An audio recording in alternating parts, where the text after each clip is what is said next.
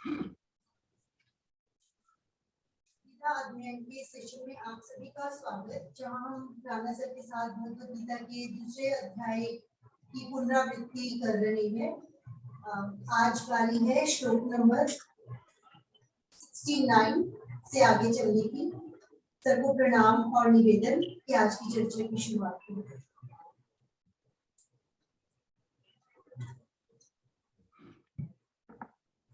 वसुदेव सुतं देवं कंस चाणूरमर्दनं देवकी परमानंदं कृष्णं वंदे जगद्गुरुं। सभी को बहुत बहुत प्रणाम। हम दूसरे अध्याय के अंतिम श्लोकों पर हैं, रिवीजन कर रहे हैं और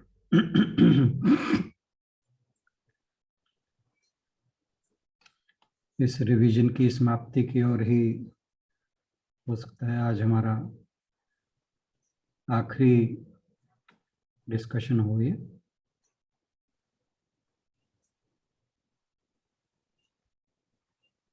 हम जो कल बात कर रहे थे,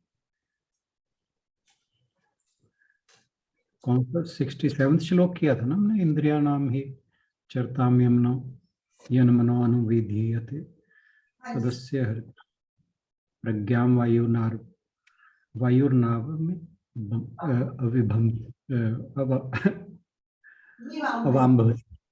अवाम्भसी। तो कि जो कोई भी एक इंद्रिय, अगर मन उसका पीछे चलने लगे, उसके पीछे चलने लगे, उसके नियंत्रण में आ जाए, तो कहा कि वो बुद्धि को ऐसे ही हर लेती है जैसे जल में चलती हुई नाव को वायु प्रचंड थपेड़ों के साथ कहीं भी ले जाती है। तो यानी मन जो है वो फिर इंद्री का दास हो जाता है, उस पर्टिकुलर इंद्री का, और जो उसका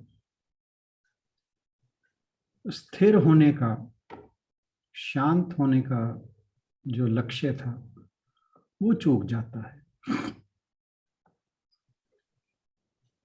तो यहाँ पर भगवान जी चेता रहे हैं कि किसी भी एक इंद्री को ढीला नहीं छोड़ना है, क्योंकि कोई भी एक इंद्रिय अगर हावी हो जाए मन पर तो उसे पतनोन्मुख कर देती है, पतन की ओर ले जाती है। क्योंकि मनुष्य का जन्म यह केवल परमात्मा प्राप्ति के लिए ही मिला है, और अगर हम यह निर्णय कर लें, मन ही मन यह सोच लें कि मुझे केवल भगवत प्राप्ति ही करनी है, फिर चाहे जो भी हो, तो जब हम एक लक्ष्य मान लेते हैं तो वो मन को विचलित नहीं होने देता, और मन भोगों से धीरे धीरे विरक्त होने लगता है। और मन विरक्त होने लगता है तो इंद्रियों का जो फोर्स है, जो उसे अपनी ओर खींचता है, उसके अंदर कमी आने लगती है। वो कमी आएगी तो जो भगवत भाव वाली बुद्धि है, जिसे निश्चयात्मक बुद्धि कहा था या व्यवसायत्मक बुद्धि कहा था, वो दृढ़ होने लगती है। तो यहाँ पर जो भगवान जी बता रहे हैं कि जो अगर बुद्धि निश्चयात्मक ना हो तो क्या होगा, कोई भी इंद्रिय मन को अपनी ओर खींच लेगी। तो इसलिए अपने मन को हमेशा भगवत भाव में लगा के रखें। और फिर उससे अगले श्लोक में कहा था तस्मादस्य महाभाव निगृहीतानि सर्वशः इंद्रियाणि इंद्रियाणि इंद्रियार्थभ्य तस्य प्रज्ञा प्रतिष्ठिता। पहले तो कहा था एक इंद्रिय भी अगर प्रबल हो तो प्रज्ञा लुप्त हो जाती है, और यहाँ कहा कि जिस व्यक्ति ने अपनी सभी इंद्रियों को अपने अपने विषयों से रहित कर लिया है, हालांकि थोड़ा मुश्किल है, परंतु जैसे मैंने कहा कि अगर मन में भगवत भाव हो, अपना लक्ष्य निर्धारित हो, लक्ष्य के प्रति समर्पण हो, तो फिर विषयों से विरक्ति होने लगती है, और धीरे धीरे फिर, हालांकि यहाँ तो कहा कि जिसकी रहित होगी उसकी प्रज्ञा प्रतिष्ठित हो जाती है, यानी वह स्थित प्रज्ञ हो जाता है। तो अगर हम अपनी बात करें तो अगर हमारे विषयों से संपूर्ण विरक्ति ना भी हो, परंतु अगर हम अपने लक्ष्य के प्रति समर्पित हैं तो विषयों से दुराव होता चला जाएगा और प्रज्ञा हमारी धीरे धीरे प्रतिष्ठित होने लगी, मन टिकने लगेगा, जिसे हम सामान्य भाषा में कहते हैं। और इसके लिए इंद्रियों के विषयों से बचना जरूरी है। और एक राजा था, उसके पास एक बकरी थी, वो उसकी बहुत सेवा करता, वो जितना भी खिलाता उसको ऐसे लगता तो उसे खिलाने के थोड़ी देर बाद, ये बिल्कुल जो हम आग में घी वाली बात करते हैं वैसी ही बात है, थोड़ी देर वो पूरा जी भर के खिलाता, थोड़ी देर बाद फिर उसे जब कुछ खाने को देता, बकरी ऐसे खाती जैसे कभी कुछ खाया ना हो। वो बड़ा परेशान सा रहने लगा कि ये बकरी का पेट में क्यों नहीं भर पाता, राजा होने के बावजूद सारे सुविधाएं हैं, सारे रिसोर्सेज हैं, तो बकरी का पेट क्यों नहीं भर पा रहा। उसने एक बार ऐलान किया कि कोई भी व्यक्ति जो इस बकरी का पेट भर देगा मैं उसे इनाम दूंगा। साथ ही साथ ये भी कहा कि अगर नहीं भर पाए तो फिर कारावास भी मिलेगा। कुछ लोगों ने कोशिश की, पहला व्यक्ति आया कह रहे जी मुझे 5 दिन के लिए छोड़ दो, मैं इसको पूरा इसका पेट भर लाऊंगा। उसने बहुत सेवा की, उसकी बकरी हृष्ट पुष्ट होगी। वो लेके राजा के पास आ गया, कह रहा जी देखो तकड़ी बना के लाया हूँ। राजा को कहता कि अब इसकी मैंने पूरी भूख जो है संतुष्ट कर दिया है। राजा ने पास में ही चारा रखा हुआ था, वो हरा हरा चारा जब बकरी को दिखाया, बकरी फिर खाने लगी। उसने कहा तुम तो नहीं इसकी भूख मिटा पाए, उसे कारावास में डाल दिया। ऐसे ही कुछ लोगों ने ट्राई किया, सबको कारावास में डाल दिया। एक किसान था, साधारण किसान, उसने जब सुना कह रहा जी मैं ले जाऊंगा इसे, मैं करूंगा। कह रहा कितने दिन चाहिए, कह रहे ज़्यादा नहीं, 2 दिन चाहिए बस। कह रहा तुम्हें सजा पता है ना, अगर तुम सफल ना हुए तो क्या हो, कि चिंता ना करो जी। उसने घर ले गया, उसको सामने खाने का चारा डाल दिया। जब बकरी वहां मुंह मारने के लिए आगे गई, उसने उसका एक लठ मारा, वो पीछे हो गई। वो बकरी जब भी उस चारे के मुंह लगाए वो उसके लठ मार दे। तो शाम होते होते वो बकरी जो है वो चारे के पास से डरना शुरू हो गई। 2 दिन में बकरी के मन में भय बैठ गया कि अभी खाना कुछ नहीं है बस। तो जी तीसरे दिन वो बकरी को लेकर राजा के पास गया। राजा कहता कि मिटा दी इसकी भूख, कह रहा हाँ जी। कह रहा अगर मैं इसे कुछ खिलाऊं तो नहीं खाएगी, कह रहा बिल्कुल नहीं खाएगी। राजा ने उसके आगे कुछ डाला, वो तो वहां से खड़ी हुई। तो इंद्रियों का ऐसा ही हिसाब है। हालांकि हमारे शास्त्र इस चीज की मनाही करते हैं। ये एक समझाने के लिए थी बात। हमारे शास्त्र दमन में विश्वास नहीं करते, ये दमन की बात थी। वो शमन की बात करते हैं कि इंद्रियों का शमन होना चाहिए। तो इंद्रियों को हमें, लाइट जाने का फिक्स टाइम हो गया लगता है।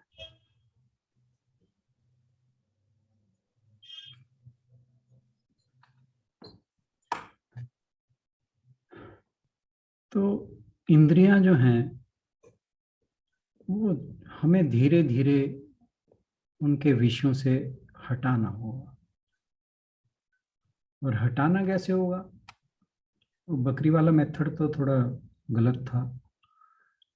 वो होगा कि उन्हें हम एक अच्छे, जैसे हम मेडिटेशन में करते हैं कि एक बुरे विचार की जगह अच्छे विचार को प्रतिष्ठित करें।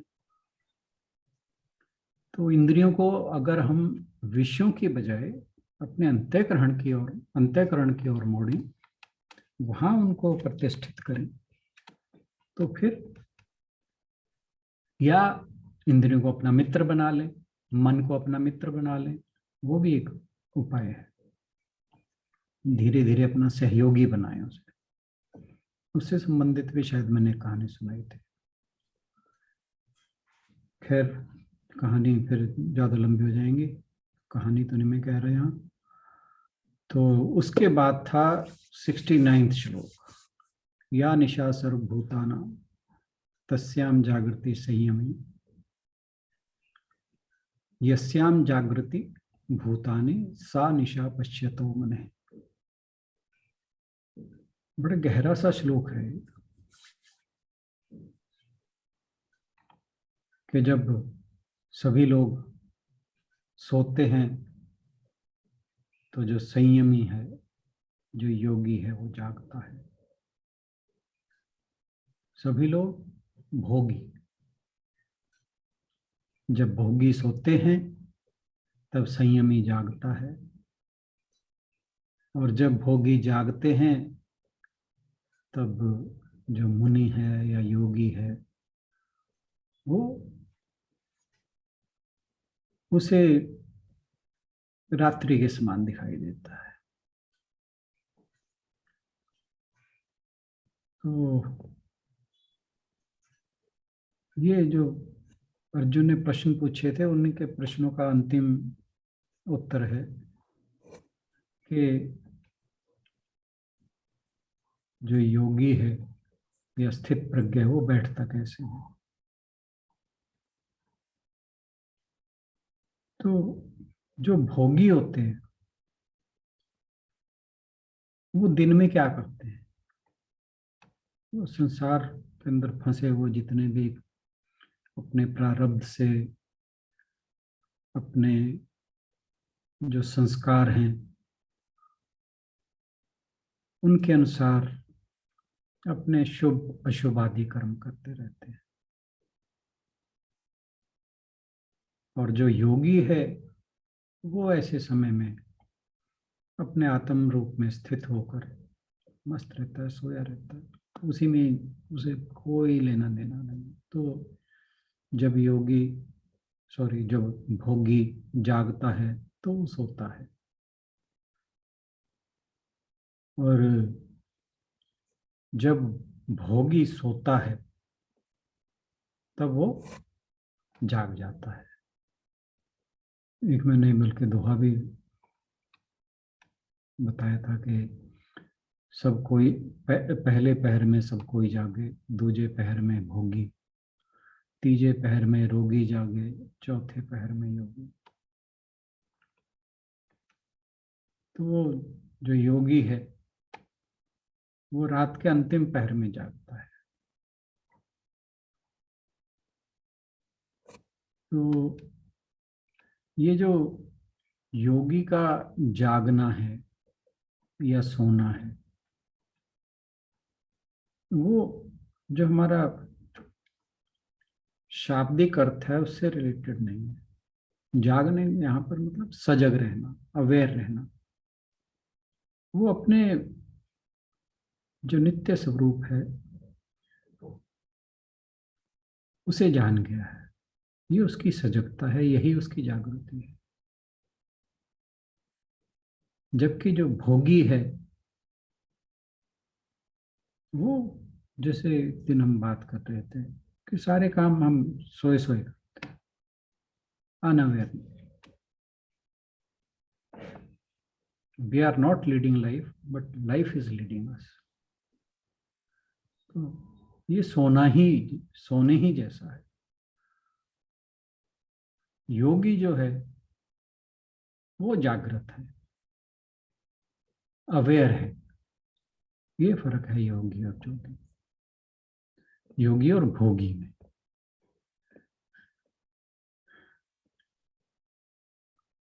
क्योंकि जो योगी है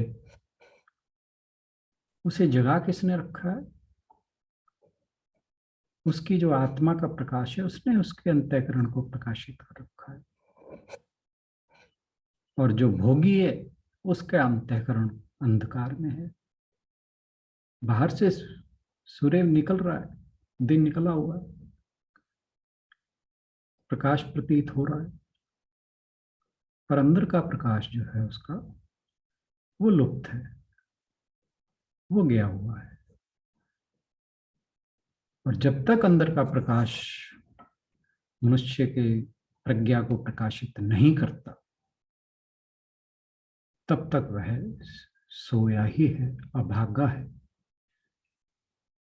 क्योंकि इस जीवन का लक्ष्य, जैसे हम बार बार बात करते हैं, वह है ब्रह्म ज्ञान की प्राप्ति। फिर 70th जो श्लोक है, आप पूरे मानम चलम प्रतिष्ठम समुद्र मापः प्रविशन्ति यद्वत् तद्वत् कामा यम प्रविशन्ति सर्वे स शांतिम आपनोति न काम कामी। जैसे संपूर्ण नदियों का जल चारों ओर से जल द्वारा परिपूर्ण समुद्र में आकर मिलता है। समुद्र में जल की कोई कमी नहीं है, इसमें पहले से ही बहुत जल है। अगर उसमें सारी नदियों का जल आकर समाने लग जाए तो उसमें पहले ही कहाँ कमी है जल की। तो उसमें कोई विकार नहीं पैदा होता, यानी उसके जो आयतन है, वॉल्यूम है, उसमें कोई बढ़ोतरी नहीं होती, उस ज्यों का त्यों रहता है, कोई प्रभाव नहीं पड़ता। और अगर जो नदियां हैं मान लीजिए सूख जाती हैं, हालांकि इसमें ये बात कही नहीं हुई, इसमें आने वाली ही बात कही है, बट हम ये इम्प्लाइड है इसके अंदर कि अगर किसी कारणवश जैसे सूखा पड़ जाता है, वर्षा नहीं होती, तो नदियों का जल जो है सूख जाता है। तो अगर नदियों का जल समुद्र में ना आए तो ऐसा नहीं कि समुद्र सूख जाएगा, उसे तब भी कोई उसमें विकार नहीं होता, तब भी उसमें कोई प्रभाव नहीं पड़ता। तो कहा इसी प्रकार तद्वत कामा यम प्रविशन्ति, कि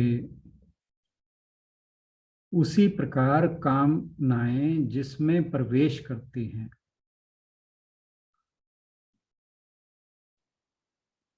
और उस व्यक्ति को प्रभावित नहीं कर पाती, तो उसे शांति प्राप्त होती है, परम शांति को वह प्राप्त होता है। और साथ में एक टैग भी लगा दिए, न काम कामी। लेकिन जो कामनाओं की तुष्टि करता है, कामनाओं के पीछे भागता है, ऐसे व्यक्ति को शांति नहीं मिलती।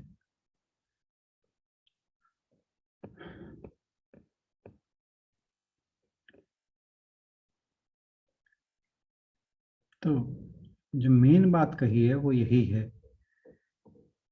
कि जब हम संसार में रहते हैं तो विषय भोग तो आएंगे, तरह तरह के प्रलोभन भी आएंगे, परंतु जिसके हृदय में भगवान का वास है, वो इन भोगों को भोगता नहीं है, इनका सेवन करता है। आई चीज जो जरूरी है लिया, पीछे नहीं भागता। तो ऐसा व्यक्ति विवेकशील होता है। वो हंस की तरह दूध दूध निकाल लिया और पानी पानी छोड़ दिया। क्यों? उसकी जो विवेक बुद्धि है वो विकसित हो चुकी है, वो जाग गया है, जिसे हम पिछले श्लोक में बात कर रहे थे। He is leading the life. Life is not leading him.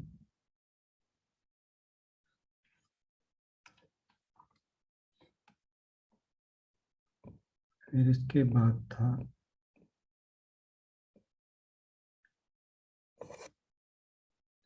ये तो बहुत ही शानदार श्लोक है। विहाय कामान्य सर्वान् पुमाश्चरति निस्पृह निर्ममो निरहंकार स शांतिमधिगच्छति। विहाय कामान्य, सभी कामनाओं, चाहे वो प्राप्त हैं चाहे अप्राप्त हैं। हम गरीब आदमी की बात कर रहे थे, तो उसे प्राप्त नहीं है कामना। तो अगर प्राप्त हैं तो भी, अप्राप्त हैं तो भी, उनका परित्याग कर दिया है। विहाय कामान्य सर्वान, सभी प्रकार की।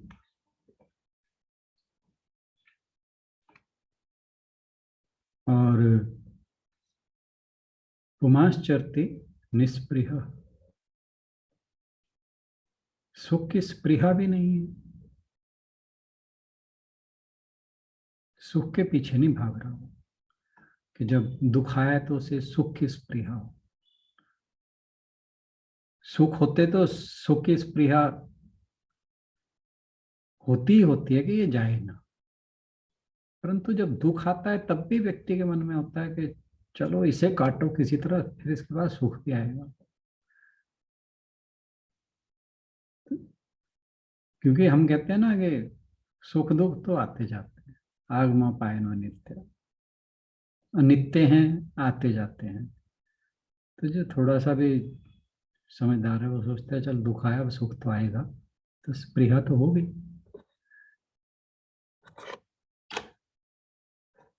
तो ऐसे व्यक्ति को स्पृहा भी नहीं, सुख की कोई स्पृहा नहीं है। जब सुख है तो उसमें ये नहीं है कि सुख बना रहे, जब दुख है तो उसे सुख की आशा भी नहीं है, वो जैसे है उसमें मस्त है। निर्ममो, ममता से रहित है, आई मी माइन, इस चक्कर से बचा हुआ है। ये मेरा धन है, ये मेरी संपत्ति है, ये मेरा पद है,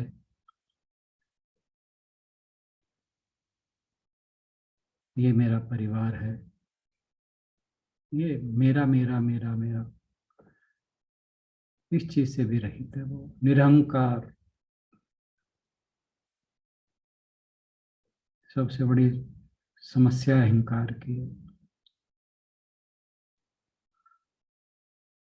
तो जो अहंकार से मुक्त हो गया है, ममता से मुक्त हो गया है, स शांतिम अधिगच्छति, वही जो परम शांति की पदवी है, परमानंद की पदवी है, उसे प्राप्त होता है। तो कामनाएं, स्पृहा, ममता, अहंकार, जब व्यक्ति इनको छोड़ देता है, इनसे विरक्त हो जाता है, फिर उसे शांति की प्राप्ति होती है।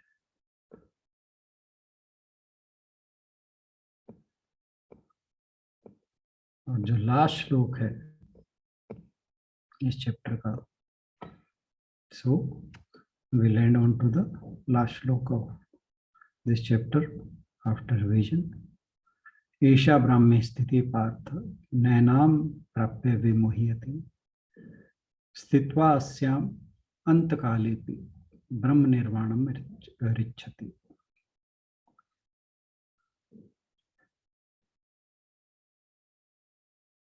बहुत ही शानदार श्लोक है।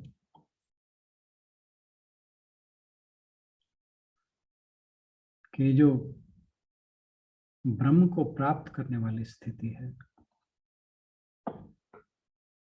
इसे प्राप्त करके अर्जुन को कह रहे हैं, अर्जुन, इस स्थिति को प्राप्त करके विशुद्ध अंतःकरण वाला व्यक्ति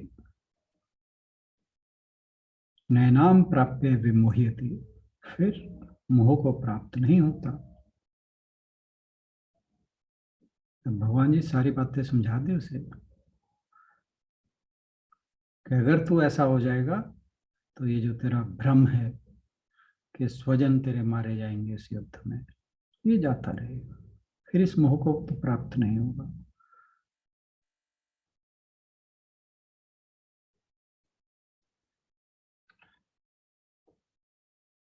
और कहा कि अगर इस स्थिति का अंतकाल में भी प्राप्ति हो जाती है तो ब्रह्म निर्वाणम रिच्छति, जो निर्वाण पद है, ब्रह्म निर्वाण, रिच्छति, उसे प्राप्त होता है, यानी मोक्ष की प्राप्ति हो जाती है।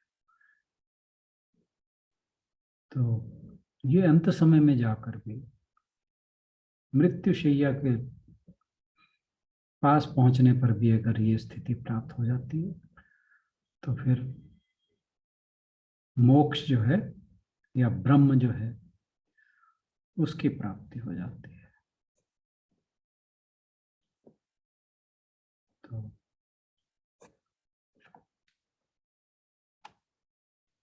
समस्या ये है कि ये जो ब्रह्म स्वरूप है ये हमारी रियलिटी है, परंतु अविद्या, अज्ञान, इसने उस रियल आइडेंटिटी को, उसके ऊपर पर्दा डाल रखा है। क्योंकि हमारा जो नित्य स्वरूप है वो ब्रह्म ही है, हम इसी के साथ पैदा हुए हैं।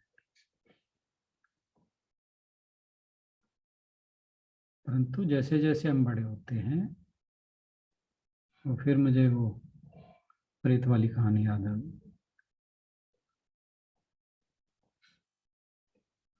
उससे पहले सारी बातें ठीक है जब तक जन्म नहीं होता।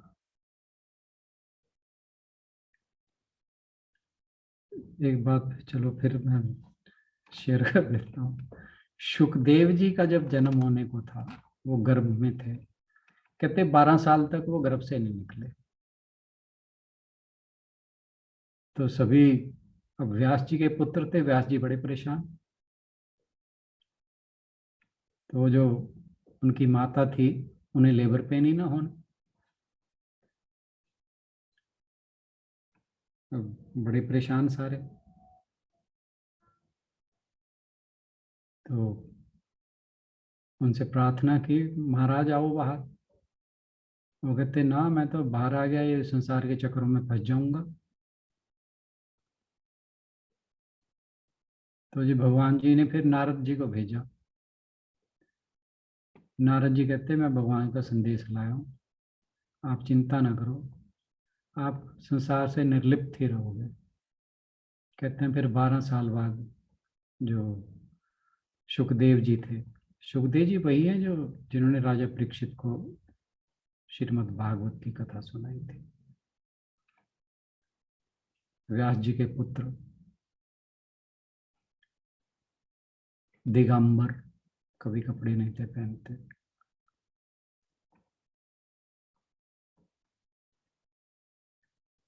तो ये संसार का चक्र है, इससे बड़े बड़े योगी भी डरते हैं। तो ब्रह्म तो हमारा नित्य स्वरूप है, परंतु जैसे जैसे हम संसार में फंसते चले जाते हैं, अविद्या का आवरण हमें घेरता चला जाता है और हम अपने नित्य स्वरूप से विमुख होते चले जाते हैं।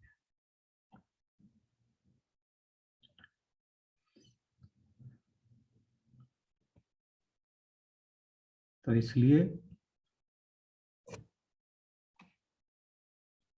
हमें प्रयास करना चाहिए। भगवान जी कह रहे हैं कि अर्जुन से जिसे ये स्थिति प्राप्त है वो संसार के मोह में नहीं पड़ता, क्योंकि दोनों काउंटरएक्टिव।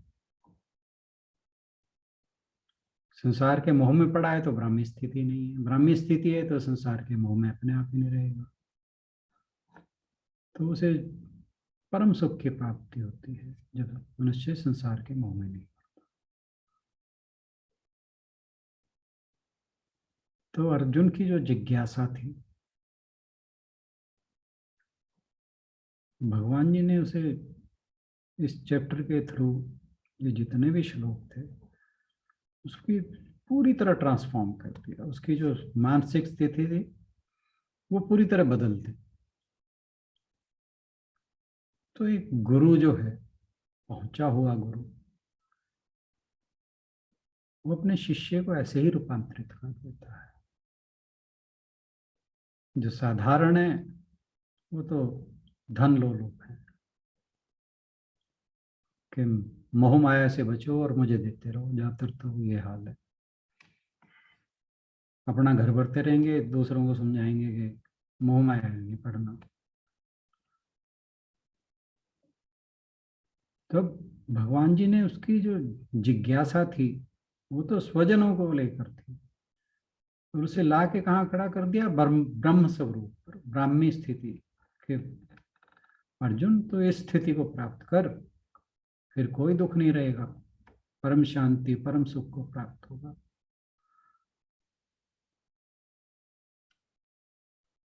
तो ये जो क्षमता है अपने भक्त को, अपने शिष्य को ट्रांसफॉर्म करने की, ये ईश्वर या एक सक्षम गुरु में ही है।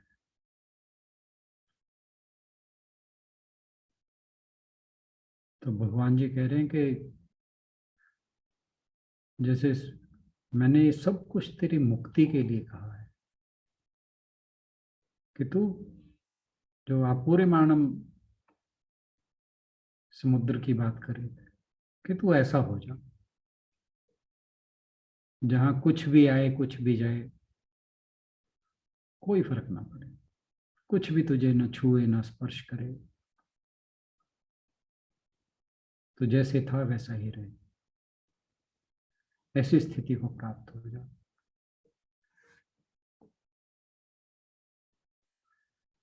तो इसके साथ मैंने जो कहना था कह दिया।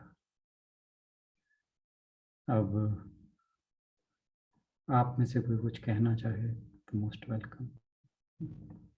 मेरी तरफ से अब हम इस चैप्टर को एक बार विस्तार से और एक बार संक्षेप में समराइज कर चुके हैं। अब देखिए कुछ भी अगर शेष रह गया हो तो आज, कल तो मैं नहीं आऊंगा, परसों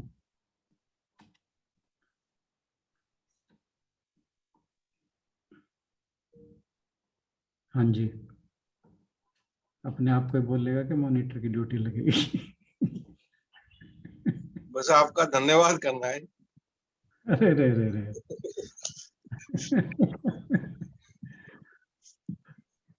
धन्यवाद तो प्रभु का, जरिया तो होता है ना कि बस जरिया भी प्रभु ही बनाते हैं। मनुष्य मनुष्य के तो कहाँ, हमारे लिए बना हुए हैं आप, हम भी इसी के लिए धन्यवादी हैं। मनुष्य मनुष्य की औकात नहीं है जरिया बनने की, वो जरिया भी वही बनाता जो सतवचन महाराज। है।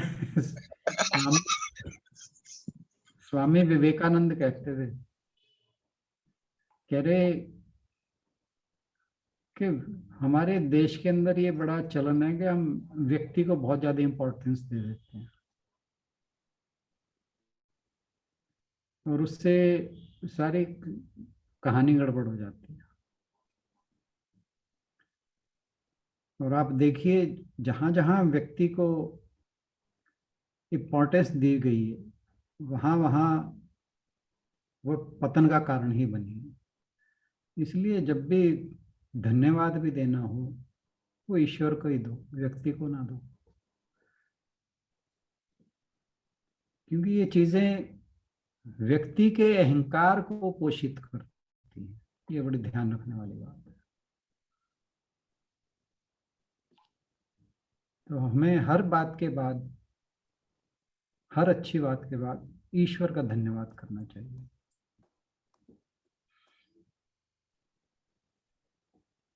बट सर, सिर्फ अच्छा गुरु तो जैसे आपने कहा कि एक अच्छा गुरु हर तरह से कर लेता है, पर अच्छा गुरु सबके लिए कृष्ण जी, तो वही बात आ गई ना कि दुर्योधन के लिए भी तो वो गुरु थे, बट वो उन्हें मानता नहीं था पहली बात तो। नहीं उसने, आप, ये तो फिर वही बात आ जाती है कि भगवान तो अर्जुन को भी कुछ बता रहे थे।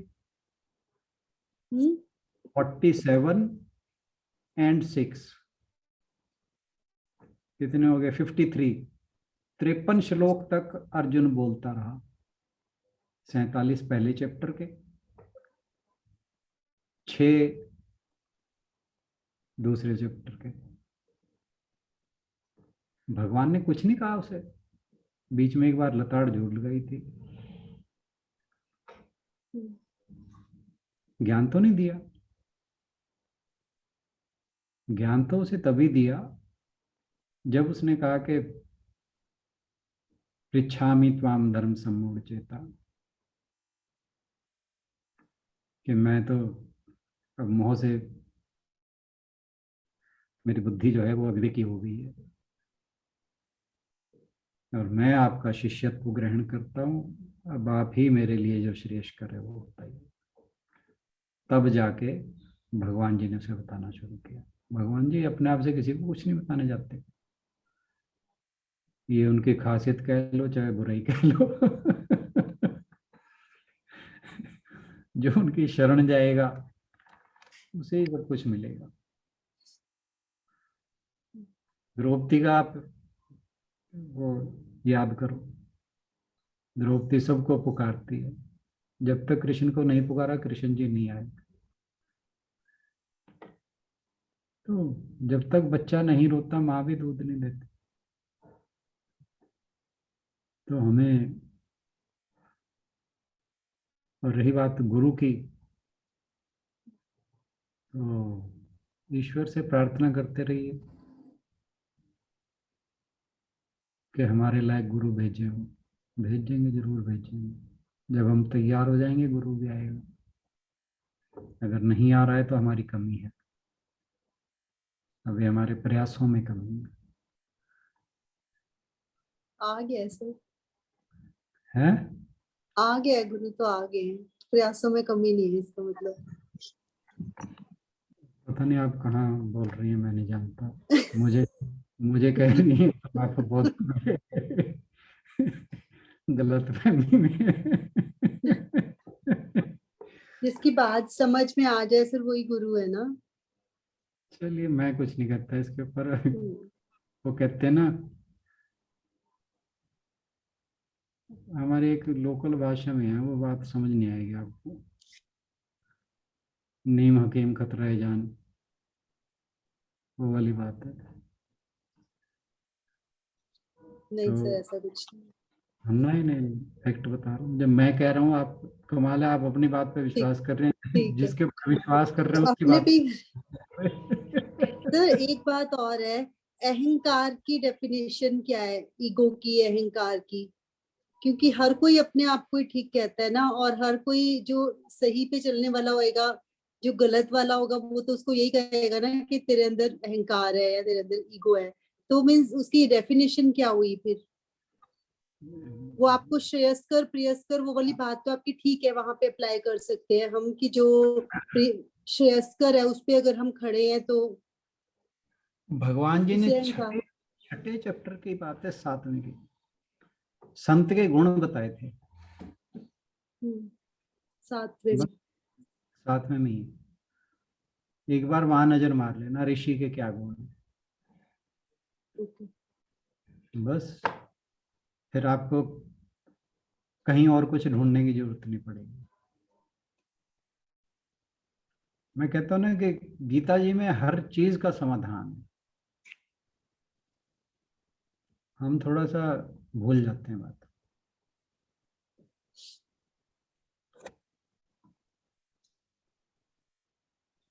चलिए, स्वामी किसी का। विवेकानंद हाँ जी सर। स्वामी विवेकानंद कहते थे कि गुरु कौन हो। कहते पहली बात, जिसने खुद परमात्मा के दर्शन किए हो।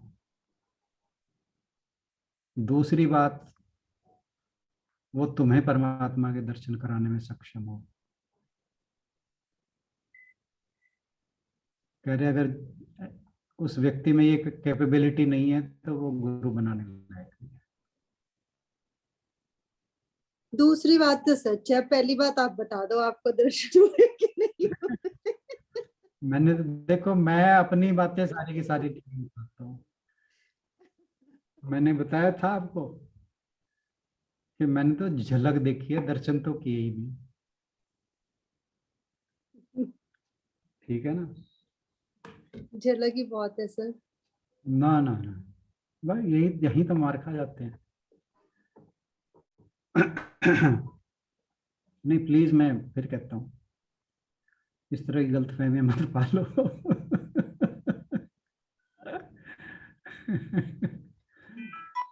ये आपके हित में ही कह रहा हूँ, जो भी कह रहा हूँ। चलो, ठीक है, इसी के साथ चलते हैं समापन की ओर। और अगर कोई क्वेश्चन होंगे इससे आज के श्लोकों से रिलेटेड तो हम परसों ले सकते हैं उनको। सर से निवेदन की समापन की ओर। आज कोई भी नहीं बोलेगा इतने चैप्टर पूरा होने पे, हद होगी। आज की तांजलि जी भी शायद लेफ्ट कर गए हैं, हो सकता है कोई बिजी होंगे। सुनीता जी बैठे हैं और विजय जी हैं, गुलशन जी हैं, रेणु जी हैं। बहुत लोग हैं। हाँ जी, कुसुम हांडा जी भी शायद हैं। हाँ जी, कुछ कहना चाहेंगे चैप्टर को लेकर, दूसरे अध्याय को लेकर कुछ कहना चाहें तो अपनी बात रखिए। अब तो हमने रिवाइज भी कर लिया, अब तो बहुत कुछ कहने के लायक होना चाहिए। और हमारा तो एब्सॉर्ब कर रहे हैं सर। मेरे को लग रहा है एग्जाम्स होते थे ना प्रैक्टिकल में, ना स्कूल में आसान था, प्रैक्टिकल में तो हमारी फेस वैल्यू पे ही नंबर लग जाते थे हमें। यहाँ पे प्रैक्टिकली क्लियर करना ज्यादा मुश्किल है। क्योंकि हमने तो तो कोई रिवीजन रिवीजन पे भी अच्छा खासा टाइम लगा दिया। हम्म, अब तो अच्छा कंसेप्ट था। क्लियर होने चाहिए, होपफुली। सर थर्ड चैप्टर शुरू कर दे के परसों से, जी, कल है तो ना? मैं नहीं हूँ। हाँ जी, अगर किसी का कोई क्वेश्चन होगा तो बीच में ले लेंगे, पर मुझे लगता नहीं है कोई ज्यादा अभी ले रहे हैं। समझ आ गया है इसका मतलब सबको अच्छे से। अब सब लोग ना, जितने भी जो रेगुलर आने वाले हैं वो सब एक्चुअली वो इस उसमें है कि हमारी लाइफ में हम उसको इम्प्लीमेंट कर पाए शायद। मीन्स वो बोलने से ज्यादा अभी सबका मन में यही चल रहा है कि जैसे कैसे हम उसको उतार पाए अपने जीवन में। बिल्कुल, बीच बीच में क्वेश्चन लेते रहेंगे और थर्ड चैप्टर स्टार्ट कर देंगे परसों से। जरूरी तो यही है। हमारे साथ समस्या यही है कि हमने जीवन में नहीं उतार पा रहे। प्रयास जारी है, लगे रहेंगे, होगा, सब कुछ होगा। चलिए। चलिए सर, चलिए। ओम पूर्णमदः पूर्णमिदं पूर्णात् पूर्णमुदच्यते पूर्णस्य पूर्णमादाय पूर्णमेवावशिष्यते। शांति शांति शांति। सभी का बहुत बहुत धन्यवाद, सभी को बहुत बहुत प्रणाम। एक बार फिर मैं कहूँगा, दूसरे चैप्टर से रिलेटेड कुछ भी कहना हो, कोई शंका अभी भी बची हो तो नोट करके रखें, परसों डिस्कस करेंगे। चलिए, सभी का बहुत बहुत धन्यवाद, सर को प्रणाम आज की चर्चा के लिए। बहुत ही अच्छी चर्चा रही। हमारे दूसरे अध्याय को हमने काफी समय भी लगाया और एक अच्छा सर का निश्चय था कि हमें दूसरा चैप्टर करना चाहिए पहले दोबारा से, और वाकई में इसे इस बार करने में जो समझ में आया है उतना शायद हम पहले उतना एब्जॉर्ब नहीं कर पाए थे। इसी चर्चा में आगे हम जारी रखेंगे और चैप्टर्स के साथ। और अगर कोई क्वेश्चन हो तो जरूर अपनी बात आप रख सकते हैं। सभी का बहुत बहुत धन्यवाद। Thank you.